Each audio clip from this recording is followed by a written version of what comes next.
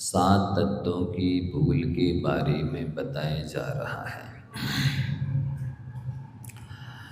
अनादिकाल से इस जीव की ये भूल चली आ रही है और इस भूल को निकालना अत्यंत आवश्यक है, अनिवार्य है, अपरिहार्य है।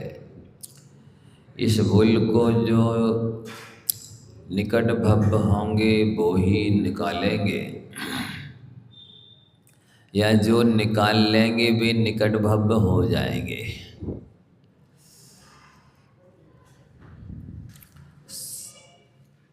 इस दूसरी ढाल में 20 प्रकार की भूलों का वर्णन है।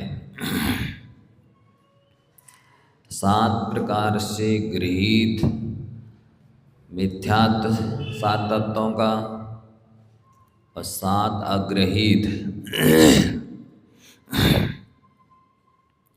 14 प्रकार की भूल तो ये है। 7 तत्वों के विषय में गृहीत मिथ्यात्व और अग्रहीत मिथ्यात्व 14 और 6 अनायतन के बारे में, आयतन अनायतन की भूल होना, ये 20 प्रकार की भूल है। तो जीव संबंधी भूल क्या है? जीव तत्व की भूल ये है कि ये संसारी प्राणी अपने आत्मा के चैतन्य स्वभाव को नहीं समझता है और जो पुद्गल का परिणमन है वहीं रख दो नीचे। पीछे पुस्तक चाहिए पढ़ेंगे, यहाँ कौन आगे लाने, पीछे रख दो, वहीं कहीं उठा लेंगे।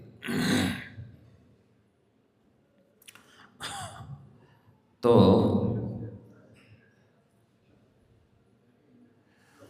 एक तो जो पुद्गल का परिणमन है, पुद्गल का उत्पाद है, द्रव्य है, पुद्गल को जो स्वभाव है उसको ये संसारी प्राणी जीव का स्वभाव समझ लेता है। जो पुद्गल का उपकार है, धर्म अधर्म आकाश काल द्रव्य का जो उपकार है, उनके जो लक्षण गुण धर्म हैं, उन सभी को ये मोही अज्ञानी जीव अपना लक्षण गुण धर्म समझ लेता है। जैसे कि बताया गया कि आत्मा में 8 प्रकार का स्पर्श नहीं है, 5 प्रकार का रस नहीं है, 2 प्रकार की गंध नहीं है, 5 प्रकार का वर्ण नहीं है। लेकिन इस जीव को बार बार भ्रम होता है, ये इन सब की जो 25 या 20 गुण हैं पुद्गल के, उन 20 को आत्मा के स्वभाव समझ लेता है।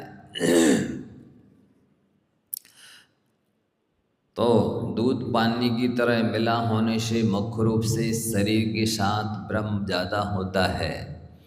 बाकी जो दूर रहने वाले जो मकान दुकान स्त्री पुत्र मित्र आदि हैं, उनको भी अपने मानता है, ये भी भ्रम ही कहलाता है। शरीर को अपना मानना एक भूल, और शरीर को आत्मा मानना ये भी भूल, और शरीर के संबंधियों को अपना मानना ये भी भूल।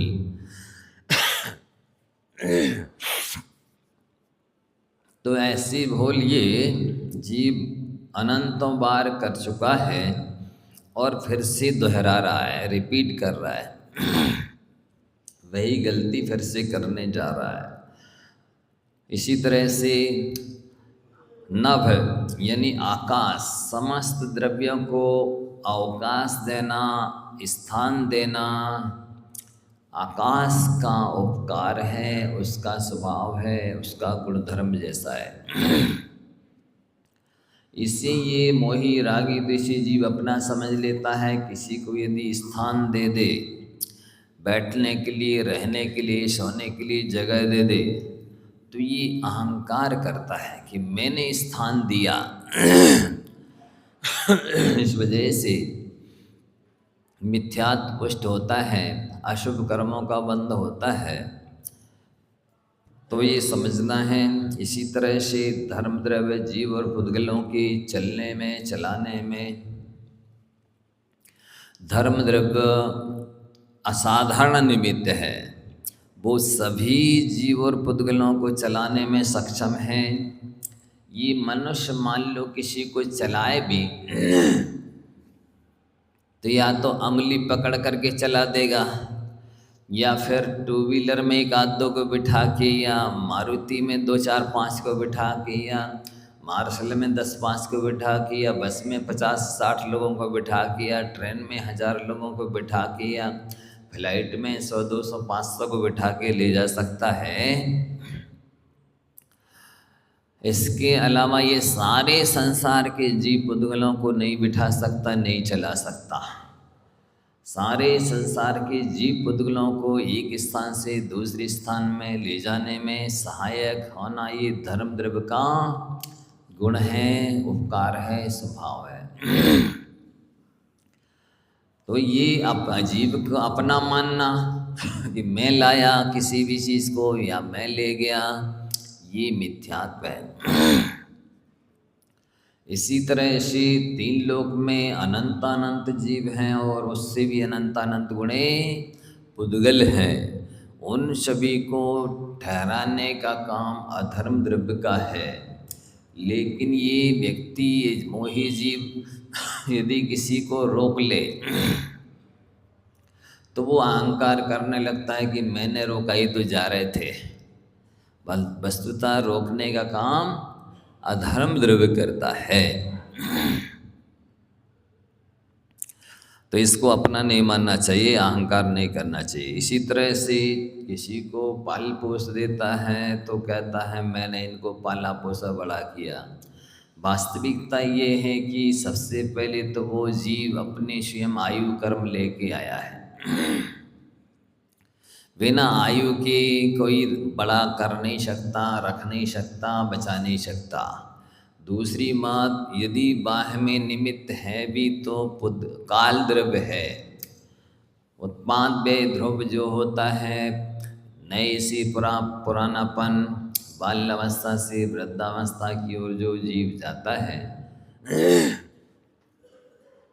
वो काल द्रव्य की सहायता से जाता है। लेकिन ये अज्ञानी प्राणी ये मानता है कि मैंने इसको ये बड़ा किया है, तो ये मिथ्यात्व के अंतर्गत आता है। आप निमित्त हो सकते हैं, लेकिन बाह्य में भी निमित्त तब होंगे जबकि उस जीव का स्वयं का पुण्य होगा। तो यदि उसका स्वयं का अपना पुण्य नहीं है तो आप निमित्त बन ही नहीं सकते।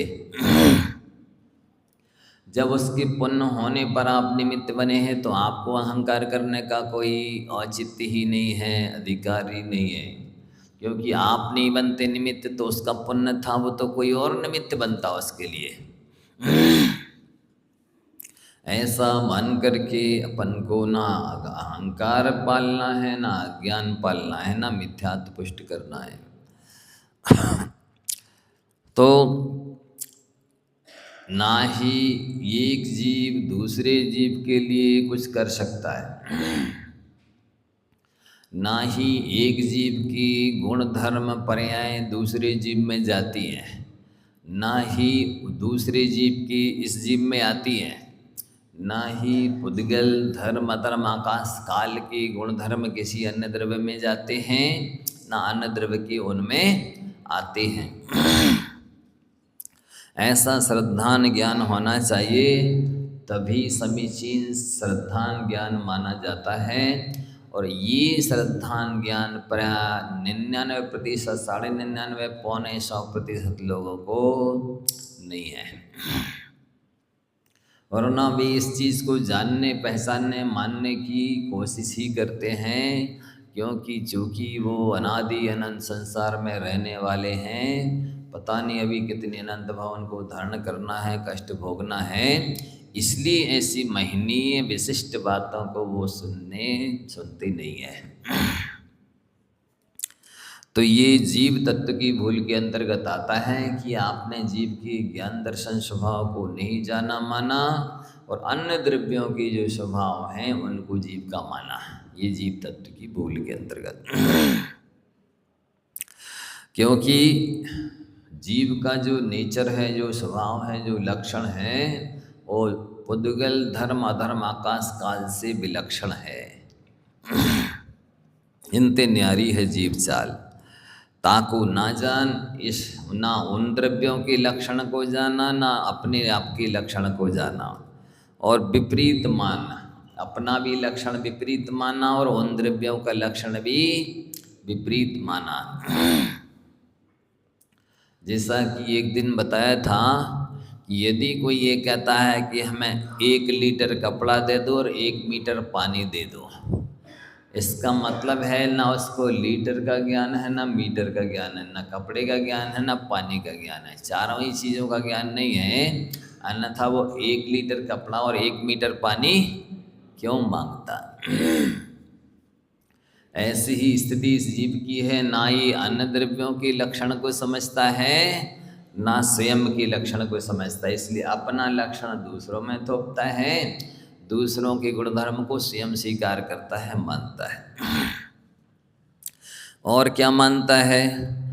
सातावेदनी कर्म के उदय से जीव को शारीरिक सुख, इंद्रियजन्य सुख प्राप्त होता है, मिलता है, लेकिन वो मान लेता है कि मेरा यही स्वभाव है। वास्तविक ओरिजिनल स्वभाव मेरी आत्मा का कैसा है? वास्तविक स्वभाव तो जानना देखना मात्र है, सहजानंद में लीन रहना, सहज स्वाभाविक जो स्वाश्रित स्वाधीन सुख है उसका वेदन संवेदन अनुभव करना इस जीव का लक्षण है। उसे ना जान करके इंद्रिय पंचेंद्रियों के विषयों के सुख में सुख मानना, पर के निमित्त से सुखी मानना अपने आप को, ये मिथ्यात्व है।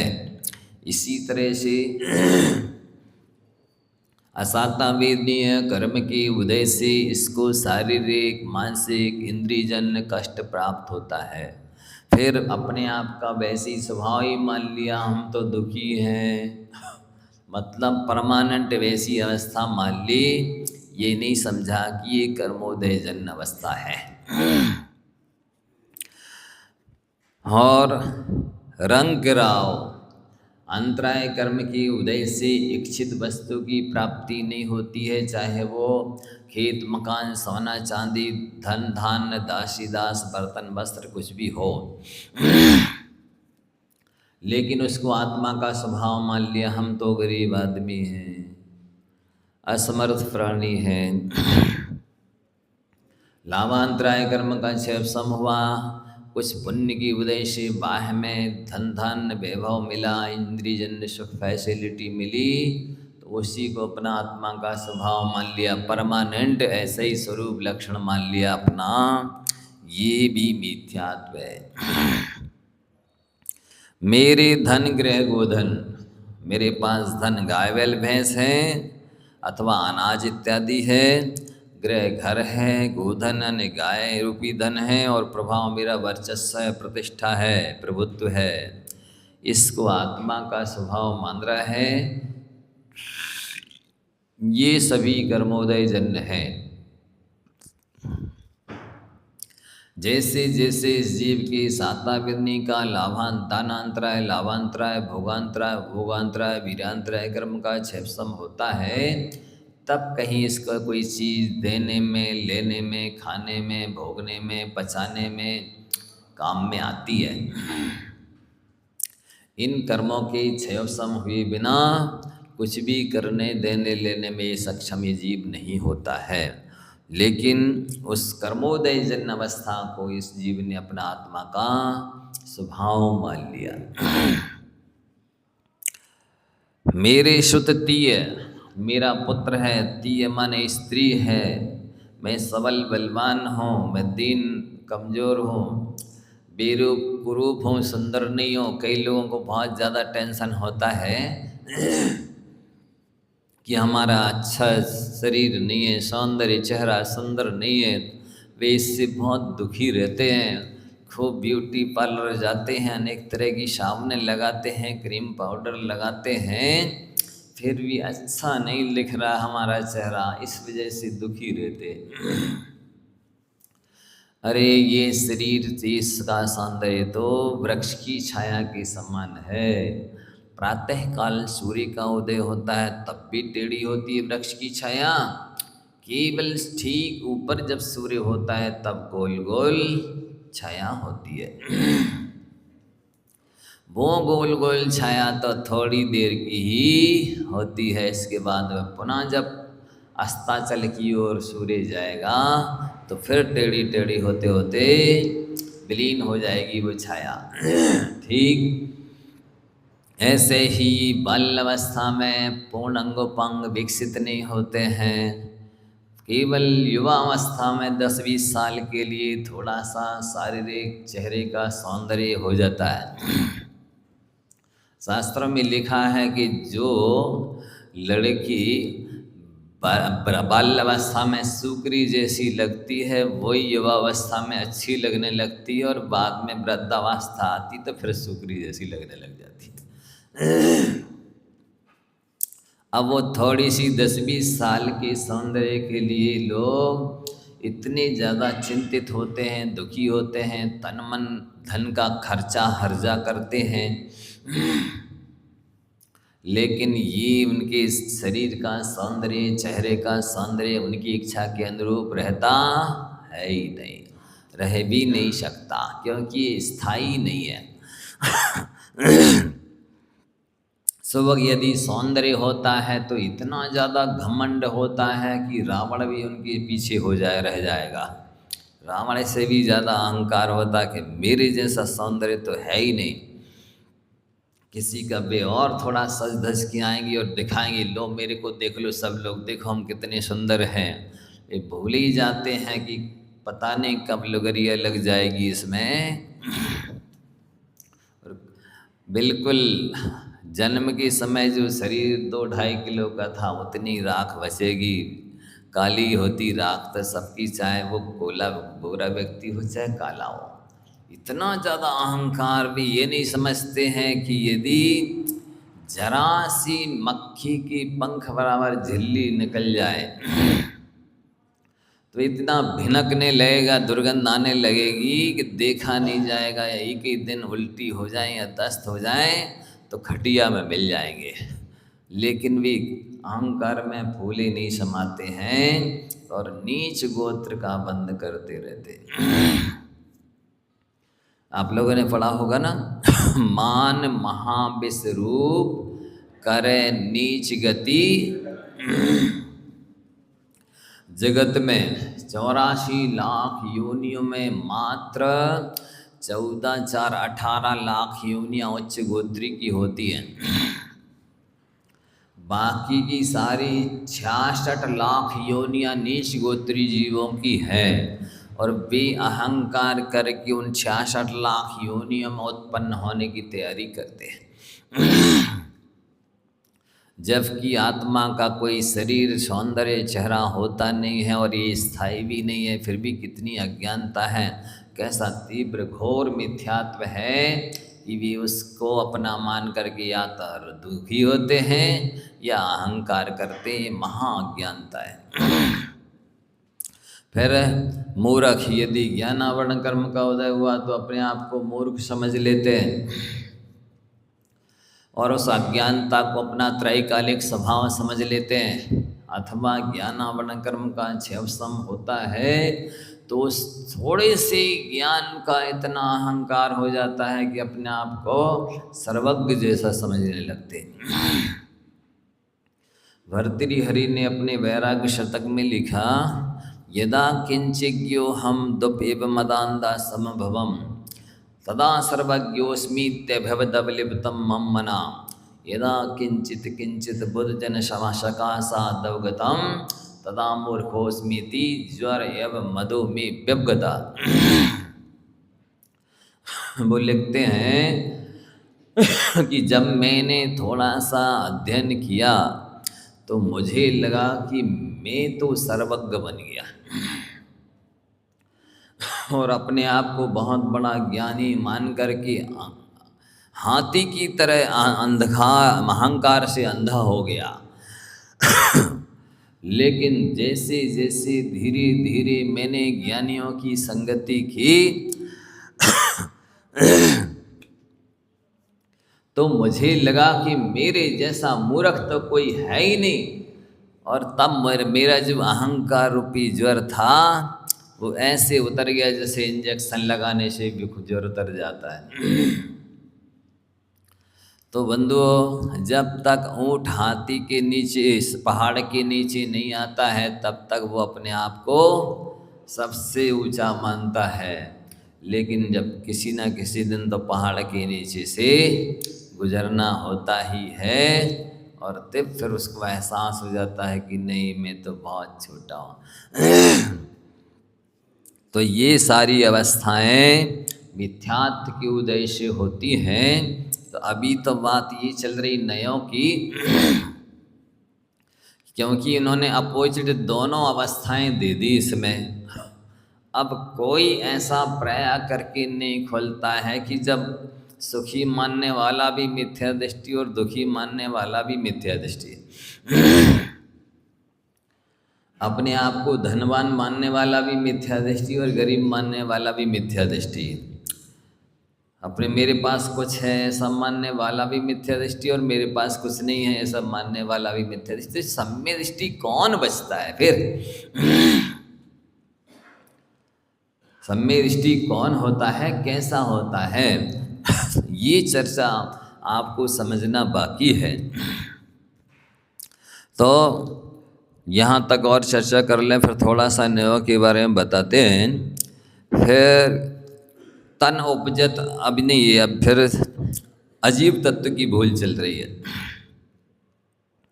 जीव तत्व की भूल और अजीब तत्व की भूल, दो तत्वों की भूल आपको समझना है कि कहाँ तक जीव तत्व की भूल थी। जे तीसरे श्लोक तक करी करे देह में निज पिछान, यहाँ तक जीव तत्व की भूल थी, समझ गए। फिर इस चौथे और पांचवें की एक लाइन, इसमें अजीब तत्व की भूल बताई है। चौथा इसलिए जो यहाँ से पढ़ा ना, कहाँ तक? चीतन को है उपयोग रूप, बिन मूरत चिन्ह मूरत अनूप, पुद्गल नवधर्म अधर्म काल, इनते न्यारी है जीव चाल, ताको न जान विपरीत मान, करी करे देह में निज पिछान। ये जीव तत्व की भूल है। फिर मैं सुखी दुखी में रंग राम, मेरे धन ग्रह गोधन प्रभाव, मेरे सुततीय में सबल दीन, बेरूप सुभग मूरख प्रवीण, तन उपजत अपनी उपज जान, तन नशत आपको नासमान। शरीर की उत्पत्ति में आत्मा की उत्पत्ति मानना, शरीर के मरण में नाश में आत्मा का मरण मानना, यहाँ तक अजीब तत्व की भूल है। 3 लाइनों में ऊपर जीव तत्व की भूल, नीचे की 3 लाइनों में अजीब तत्व की भूल। ये जीव और अजीब का वास्तविक स्वरूप, परिभाषा, डेफिनेशन, लक्षण, गुणधर्म ना होने की वजह से ये भूल होती है। तो कल आपको बताया था कि जैनागम में जैसे अपन लोग इन 2 आँखों के द्वारा देख करके अपना लोग व्यवहार चलाते हैं, ठीक ऐसे ही जैनागम में निश्चय और व्यवहार रूपी 2 आँखों के माध्यम से शास्त्रों को पढ़ने के लिए, समझने के लिए कहा गया है। आप ही बताइए, एक आँख का व्यक्ति अच्छा माना जाता है, कहते देख लो तो अपशकुन हो जाता है। एक आँख से देखने में, काम करने में असुविधा होती है। ठीक इसी प्रकार से 2 नयों में से यदि आप किसी भी एक नए को पकड़ते हैं, किसी भी एक नए से वस्तु स्वरूप को देखते हैं, एक एंगल से वस्तु स्वरूप का देखते हैं, बोलते हैं, जानते हैं, समझते हैं, समझाते हैं, तो ये एकांतवाद माना जाता है। तो कल बताया था सबसे पहले नए किसे कहते हैं, तो नए वस्तु स्वरूप के एक देश का कथन करने वाले ज्ञान को नए कहते हैं। ये परिभाषा याद हो गई? वस्तु स्वरूप के एक देश का ज्ञान कराने वाले या एक देश का ज्ञान कराने वाले ज्ञान को नए कहते हैं।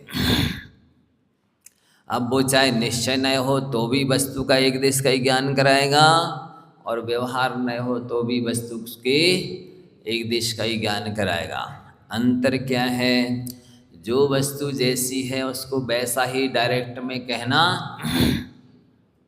निश्चय न है, और अन्य का आलम्बन लेकर के लोक व्यवहार में निमित्त बनाना, लोक व्यवहार को चलाना, वस्तु स्वरूप का ज्ञान कराना, ये व्यवहार न है। परिभाषा बता सकोगे कि मौखिक? जो वस्तु जैसी है उसको वैसा ही कहना निश्चय न है, और वस्तु का किसी आलम्बन से कथन करना अथवा अशुद्ध वस्तु स्वरूप का कथन करना व्यवहार न है। इतना समझ में आ गया? अब उसकी अपन ने दो भेद किए हैं, व्यवहार न के, निश्चय की नहीं कर रहा, अभी उसको एक तरफ रख दो। दृष्टांत के रूप में बताया था कि नमक को खारा कहना निश्चय न है, दाल सब्जी को खारा कहना व्यवहार न है। नमक को मिर्ची को चरपरी कहना निश्चय न है, और दाल सब्जी को चरपरी कहना, अग्नि को गर्म कहना निश्चय न है, और पानी को गर्म कहना। समझ में आ रहा कि नहीं? हाँ। तो अब व्यवहार न की अपन ने दो भेद की, सद्भूत व्यवहार न और असद्भूत व्यवहार न। अब उस सद्भूत व्यवहार न के दो भेद करने जा रहे हैं। अनौपचारिक सद्भूत व्यवहार नए, दूसरा औपचारिक सद्भूत व्यवहार नए। इसकी परिभाषा, डेफिनेशन आप लिख ले, समझ ले। जो नए या जो दृष्टिकोण या जो अभिप्राय कैसे वर्णन करता है? उपाधि रहित। उपाधि किसे माना? कर्म की उपसम को, उदय को, छह उपसम को उपाधि माना। तो जो नए कर्म की उपसम से होने वाले, छह उपसम से होने वाले, उदय से होने वाले जीव के गुण पर्यायों को जीव का कहता है। जैसे कर्म की उपसम से औपसमिक सम्मित दर्शन होता है, दर्शन मोनि, चारित्र मोनि कर्म के 7 प्रकृतियों के उपसम से औपसमिक सम्मित दर्शन होता है, तो उसको आत्मा का कह दिया, आत्मा का उपसम सम्मित दर्शन। ठीक है? तो ये उपचरित सद्भुत व्यवहार न ऐसे कहलाएगा। और जो कर्मों की 6 से होने वाली 9 केवल लब्धियां हैं, 9 केवल लब्धि रमा धरंत, कर्मों की 6 से होने वाली आत्मा के गुण पर्यायों को आत्मा का कहना, ये अनौपचारिक सद्भूत व्यवहार न का विषय है। आत्मा का केवल ज्ञान, आत्मा का केवल दर्शन, आत्मा का अनंत बल, आत्मा का अनंत सुख, एंड छायक आत्मा का छायक दान, आत्मा का छायक लाभ, आत्मा का छायक भोग, आत्मा का छायक भोग, आत्मा का छायक अनंत बल, अनंत सुखादि। तो ये जो 9 केवल लब्धियां हैं, इनको आत्मा की कहना, ये अनौपचारिक सद्भूत व्यवहार नय का कथन है। इस नय से कहना ये कथन सही माना जाता है। और यदि ये नई नहीं लगा रहे हैं तो ना वो सही है ना गलत है, आपको कुछ पता ही नहीं है, फिर भी कह रहे हो तो मिथ्यात्व है। और अब जो कर्म की उपसम से 6 उपसम से 6 उदय से होने वाले भाव कौन है? आत्मा का ज्ञान आवरण, आत्मा का दर्शन। अब वहाँ आत्मा का ज्ञान दर्शन कहा था, यहाँ ज्ञान आवरण दर्शनावरण कहा जा रहा है। ये ज्ञानावरण कर्म के उदय से होता है, दर्शनावरण कर्म के उदय से होता है ना। आत्मा का साता वेदनी, आत्मा का साता वेदनी,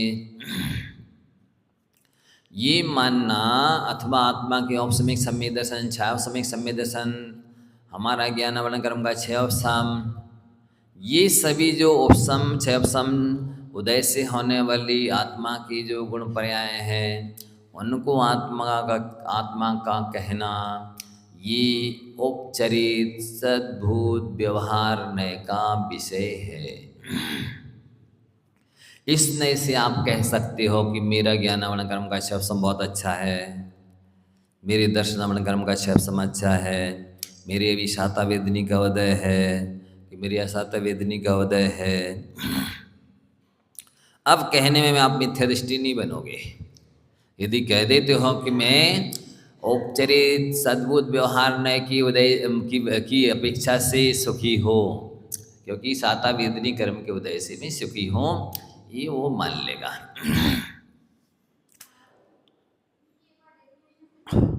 किसकी? हाँ, डेफिनेशन ये है, अपन ने क्या शब्द एक शब्द में ले लिया, कर्म के उपसम छह समुदाय को उपाधि शब्द से कह दिया।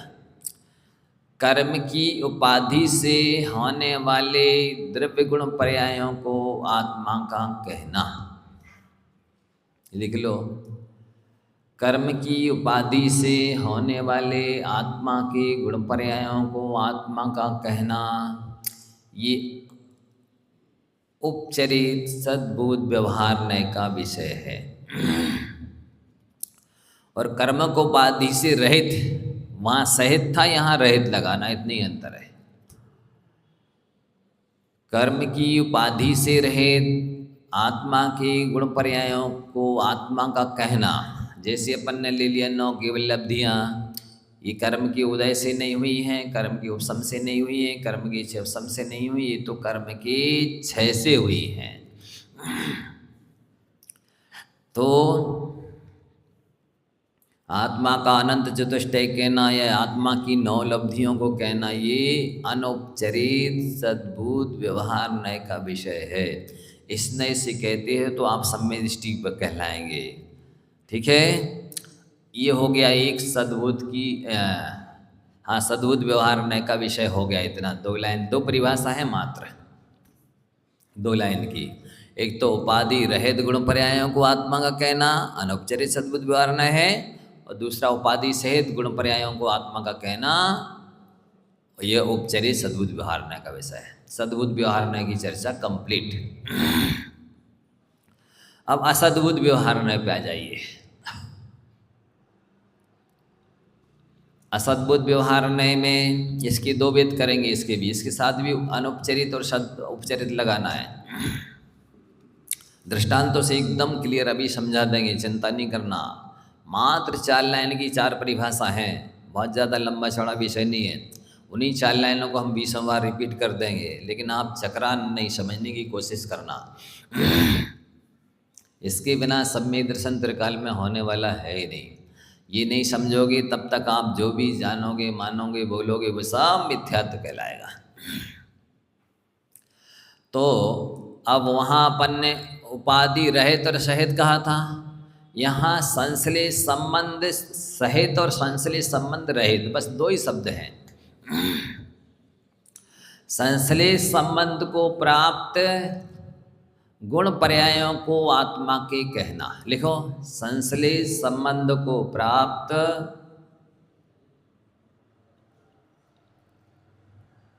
गुण पर्यायों को, दृष्टांत दे देंगे, चिंता नहीं करना।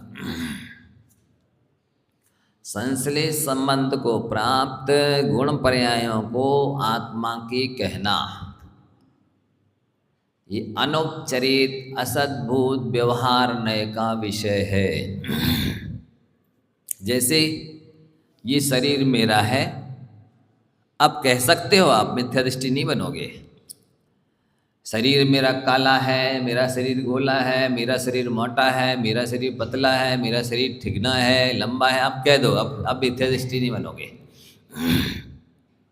क्योंकि आपने किसने से कहा? अनौपचारिक असद्भुत व्यवहार नय से कहा है।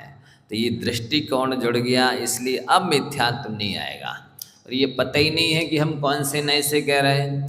हमारा शरीर है ये दुबला हो रहा, पतला हो रहा है, मिथ्या दृष्टि है। शरीर आपका है ही नहीं, क्योंकि आप नहीं देख रहे। जब कोई मर जाता है तो यहीं छोड़ जाता शरीर है, तो आपका कैसे कहलाया?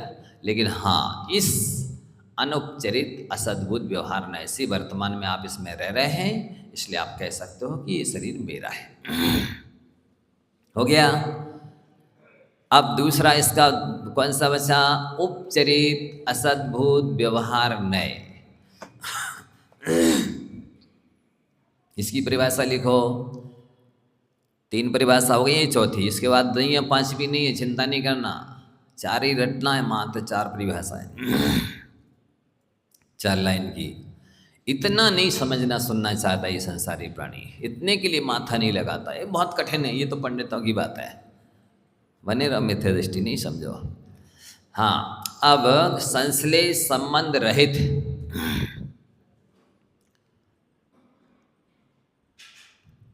गुण पर्यायों को या द्रव्यों को,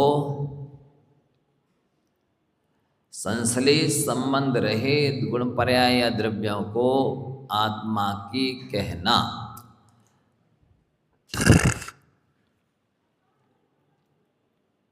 संश्लेष संबंध रहित कौन से गुण पर्याय द्रव्य हैं? खेत, मकान, सोना, चांदी, बर्तन, वस्त्र, गाय, बैल, भैंस, अनाज आदि वस्त्राभूषण, जितने भी शरीर से पृथक भोग की सामग्री है, घर मकान दुकान है, जमीन जायदाद है, वे सब पृथक होते हुए भी औपचरित असद्भुत व्यवहार नैसे इस जीव के हैं। अब कहते रहो मेरे सुतती में सबल दिन, अब नहीं होगी मिथ्या दृष्टि। लेकिन ये 4 लाइन की 4 परिभाषाएं आपको नहीं पता, नहीं माना है, नहीं जाना है, नहीं समझा है, नहीं श्रद्धान किया है, फिर कहोगे तो आप मिथ्या दृष्टि माने जाओगे। ये 4 लाइनें और इसमें होना चाहिए थी। सो इस 6 ढाला की दूसरी ढाल में भी नहीं है, और शिविर पढ़ाने वाले या साध्य कराने वाले भी खोलते नहीं, बस कह देते हैं आप ऐसा मानोगे तो मिथ्या दृष्टि होगी। तो फिर कैसा माने? सुखी भी नहीं मानना, दुखी भी नहीं मानना, धनवान भी नहीं मानना, गरीब भी नहीं मानना, तो कैसा माने? वो कोई नहीं बताता ना पूछता। याद हो गया? एक बार फिर से रिपीट करें। आज नहीं करते लोग, अभी थक जाएंगे इसी विषय को बोलेंगे तो। धीरे से मात्र 4 लाइनें कल बोलेंगे, जिससे सेपरेट मात्र 4 लाइन याद रहेंगी, वो यहाँ का वहाँ विषय मिक्स नहीं होगा। इतनी रहने देते, अभी इस विषय को आगे चलते हैं।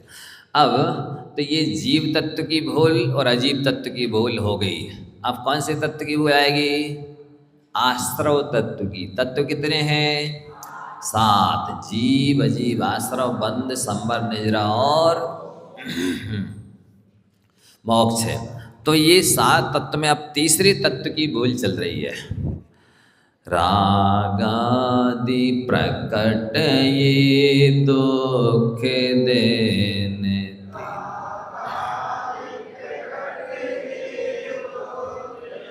तेने ही को सेवत गिनत चैन।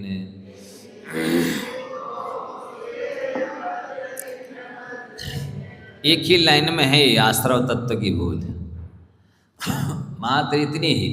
अब आपको समझना है कि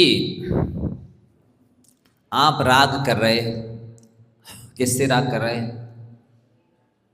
बोलो, किस किस से कर रहे राग? शरीर से राग कर रहे, 10 प्रकार के परिग्रह से राग कर रहे हैं, और जितने भी शरीर के रिश्तेदार हैं, स्त्री पुत्र मित्र आदि, उन सब से राग कर रहे। तो जो जीव राग करता है वो जीव द्वेष अवश्य करता है। यत्र रागः पदम दत्ते द्वेषस्तत्र अनुवर्तते। जहाँ जहाँ राग होता है वहाँ वहाँ द्वेष भी अवश्य होता है। एक 10वां गुण स्थान अपवाद है इसका, कि वहाँ केवल सूक्ष्म लोभ होता है, प्रशस्त राग होता है, वहाँ द्वेष नहीं होता है। इसके पहले सर्वत्र जैसे आपको एक व्यक्ति से राग है तो निश्चित किसी न किसी दूसरे व्यक्ति से द्वेष भी अवश्य होगा।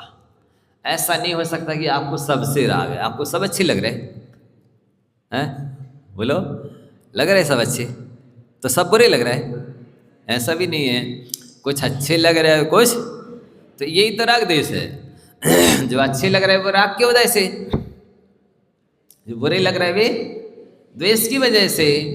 मतलब अच्छा और बुरा ये फैसला देने वाले अपने अंदर बैठे राग और द्वेष हैं। वस्तु अच्छी और बुरी नहीं है। दोपहर में विषय चला था, आप लोग नहीं थे इसलिए रिपीट कर रहे हैं। जैसे दृष्टांत के रूप में समझाया था, आपको सम्मेद शिखर जी की यात्रा करनी है। अब नवंबर दिसंबर का मतलब अघन पूस की ठंडी है, जबकि पल्ले के बाहर हाथ निकल जाए तो सुन्न हो जाता है। अब ऐसी स्थिति में 27 किलोमीटर की यात्रा कैसे हो गए? आपकी नींद तो विकल्प की वजह से कि यात्रा वंदना करने जाना से खुल गई 12-1-2 बजे, लेकिन अब हिम्मत ही नहीं पड़ रही कैसे जाए। तो आपने ठान लिया नहीं, वंदना तो करनी है, इसलिए अच्छी पहले सफ़ेद बनियान अंदर पहनी, फिर शर्ट पहनी, फिर एक सैंडो बनियान गरम ऊनी पहनी, फिर एक और फुल बनियान पहनी, फिर जर्किन पहनी, नहीं फिर शाल या कंबल अच्छा फलालिन का ओढ़ लिया, गला बंद बांध लिया, टोपा पहन लिया ऊपर से, मोजे पहन लिए, ग्लव्स वगैरह पहन लिए। हाँ, अब हो सकती यात्रा। हाँ, अपने निकल पड़े कमरे से बाहर और चढ़े 100-200 सीढ़ियाँ चढ़ी और पसीना आ गया, हीट बढ़ी। अरे ये कहाँ से ले आए कपड़े भैया, तुम संभालो। साथ वाले से कह रहे हम नहीं संभालेंगे, तुम पहन के आए तो वही संभालो। अब वो सोच रहा रही कहाँ से ले आया, ये कौन ढोएगा इतने ऊपर पहाड़ पे। अब ऐसा मन में द्वेष हो रहा है, ऐसा विकल्प आ रहा, क्या करें यहीं पटक दें, छोड़ दे, लेकिन लोग बस छोड़े नहीं जा रहे। अब हाथ में जैसे तैसे कमर में बांध लिए ले जा रहे हैं। हाँ, अब ठीक लगा, अभी तो पसीना पसीना हो गए थे। देखो गर्मी लग रही थी, वजन लग रहा था।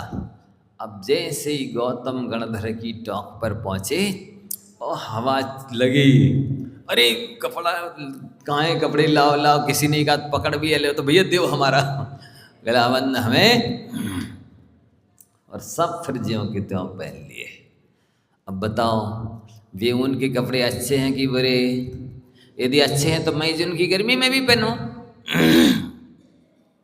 और बुरे हैं तो नवंबर दिसंबर में भी नहीं पहनो। हैं, बुरे हैं तो जब घर कमरे से निकल रहे थे तब क्यों पहने थे?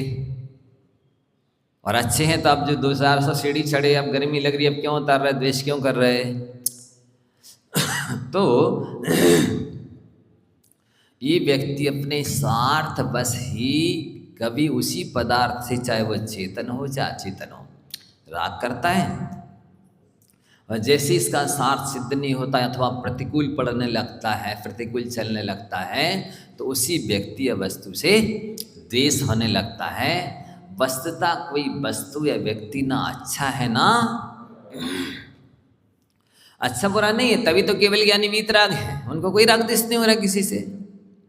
जो वीतराग हो जाता है तो उसको अच्छे बुरे नहीं लगते, अथवा उसका कोई स्वार्थ या फिर स्वार्थ का बाधक न बने तो वो अच्छा बुरा राग द्वेष नहीं करता है। दूसरा दृष्टांत दिया था कि आपको मान लो शिखर जी जाना था, तो आप अच्छे उत्साह में, उत्सुकता में, उमंग में जल्दी जल्दी रेलवे स्टेशन पर 2 घंटे पहले पहुंच गए। शिखर जी जाना, शिखर जी जाना, शिखर जी जाना। अब पहुंच तो गए, ठंडी के दिन, उसी दिन ट्रेन 2 घंटे लेट आई। अरे अब द्वेष कर रहा है, क्या रेलवे का टाइम टेबल है समझ में नहीं आता, ये ट्रेनें ऐसी चली आती हैं अपने हिसाब से, और अब गुनगुनाने की जगह भुनभुनाने लगे हैं। द्वेष हो गया कि बताओ इतनी ट्रेन लेट हो गई, 4 घंटे से बैठे इंतजार कर रहे, ठंडी में ठुठर रहे, और एक व्यक्ति को आपके बाजू वाला जो बैठा है उसको भी जाना था। सुबह सारे काम निपटाने थे और वो तैयारी करते करते 2 घंटे लेट हो गया। और उसने सोचा कोई बात नहीं, ट्रेन तो निकल गई होगी, अब जो भी मिलेगी उससे ही बदलते बदलते चले जाएंगे। और वह जैसे रेलवे स्टेशन पर पहुंचा और उसी समय ट्रेन आई, वो कहता देख कितनी अच्छी है ट्रेन, जब मैं आया तभी आई। और वो जो 2 घंटे पहले से इंतजार कर रहा वो कहता कितनी बेकार है ट्रेन। अब बताओ, उस ट्रेन में एक तरफ लिखा कि अच्छी है और दूसरी तरफ लिखा हो अच्छी बुरी है, हैं? नहीं लिखा ना। बस इस व्यक्ति का स्वार्थ सिद्ध हो जाए तो अच्छी है, और नहीं होवे तो मतलब ये इसके अंदर बैठे रागदेश ये फैसला दे रहे ना अच्छे और बुरे का। अपने आप में वस्तु अच्छी बुरी नहीं है। तीसरा दृष्टांत दिया था कि मान लो जिस चीज़ से आप गिलानी करते हैं, घृणा करते हैं, द्वेष करते हैं, विष्टा है, उसी विष्टा के लिए एक 2 स्वर एक साथ आ जाएं तो क्या करेंगे बताओ? लड़ेंगे कि नहीं? तो विष्टा अच्छी है कि बुरी है? आपकी पर्याय की अपेक्षा आपकी दृष्टिकोण से बुरी है, उसकी पर्याय और दृष्टिकोण से अच्छी है। वस्तुतः वो ना अच्छी है ना बुरी है, पुद्गल तो पुद्गल है, द्रव्य तो द्रव्य है, जैसा है सो वैसा है। लेकिन ये अपनी भूमिका, अपनी परिस्थिति, अपनी मनस्थिति, अपना स्वार्थ, इस सब की वजह से राग देश करता रहता है। जो सम्यक ज्ञानी होता है, भेद विज्ञानी होता है, वैरागी होता है, वो समझता है नहीं वस्तु अच्छी बुरी नहीं है, अच्छे बुरे तो राग देश है। समझ रहे हो ना? तो राग आदि दिया है। अब आप आदि में क्या खेल लोगे? राग को अपना मानना भी मिथ्यात्व है, द्वेष को अपना मानना भी मिथ्यात्व है, हास्य को अपना मानना भी मिथ्यात्व है। कभी कहता है ए तुमने मेरी हंसी नहीं देखी, मतलब वो हंसी के साथ भी मेरी जोड़ रहा है, जबकि आत्मा का स्वभाव है ही नहीं हंसना रोना। तो ये मेरी शब्द जोड़ा, इस मेरी ने उस हंसी को उसका परिग्रह बना दिया। हंसी भी परिग्रह बन गई उसके लिए। हास्य भी कसाय भी है, परिग्रह भी है, और हास्य को अपना मानना मिथ्यात्व भी है। इसी तरह से रति, मेरा उससे बहुत राग है, मतलब राग को अपना मान रहा और उस व्यक्ति को भी राग की वजह से अपना मान रहा। ये राग भी परिग्रह बन गया, मिथ्यात्व बन गया, कसाय बन गई, विभाव विकार बन गया, संसार को बढ़ाने वाला बन गया, कर्मबंध का कारण बन जाने से दुख का कारण है। हास्य हो, रति हो, अरति हो, किसी चीज़ से इतनी अरति है हमको पसंद नहीं है, इस तरह से अरति करता है। तो ये अरति मुझे पसंद नहीं है, उसके साथ भी मुझे और मेरा जुड़ा हुआ है, तो अरति भी वो परिग्रह भी बन गई, कसाय भी बन गई, मिथ्यात्व भी हो गया। तो ना आरती के लायक कोई चीज़ है ही नहीं, वस्तु जैसी है वैसी है। तो आरती को भी कभी अपना मानता है, कभी शोक को नहीं, हम बहुत शोक में हैं, दुखी हैं, हमें बहुत बेचैनी है, किसी चीज़ से वियोग हो गया है, चेतन अचेतन से गम में हैं हम बहुत। मतलब मेरा जानना देखना मात्र स्वभाव उसको भूल गया, और आरती को, शोक को, इसी तरह भय को, इसी तरह जुगुप्सा गिलानी को, इसी तरह से स्त्री, हम तो स्त्री जन हैं, हम क्या कर सकते। कभी कभी मैं पुरुष हो तो कभी नपुंसक मानता है। तो ये सारी कसाएं भी बन जाती हैं, परिग्रह भी बन जाता है, मिथ्यात्व के भी कारण हैं। इन सब को समझना है आपको। ना तो नौ कसाय मेरी है, ना नौ कसाय रूप मेरा स्वभाव है, ऐसा श्रद्धा ज्ञान करना, परिभाषा होना, मालूम होना। साथ ही इसी तरह से 4 कषायों के बारे में भी लगाना। कभी कहता तुमने मेरा क्रोध नहीं देखा, मतलब मेरा उसके साथ जोड़े हुए है, क्रोध को भी आत्मा का स्वभाव समझ रहा है। कभी कहेगा तुम मेरे को क्या समझते हो, मतलब अहंकार को अपना आत्मा का स्वभाव समझ रहा है। कभी कहेगा तुमने देखा नहीं है मेरी स्टाइल, मैं ऐसे काम करूँगा लोग समझ ही नहीं पाएंगे कि मैंने क्या चाह रहा था और क्या किया। मतलब मायाचारी को अपना स्वभाव समझ रहा है, और मायाचारी से दुकान चला रहा है, ठग रहा दूसरे को और कह रहा देखा मेरी चतवाई, मतलब ये मैं सारी मिथ्यात्व हो गया, कसाय हो गया, परिग्रह हो गया, सब कुछ विभाव हो गया, विकार हो गया।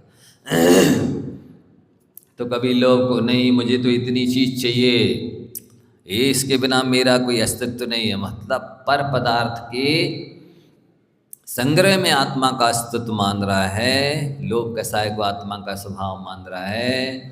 ये लोभ कसाय भी है, परिग्रह भी है, मिथ्यात्व का कारण भी है। इस तरह से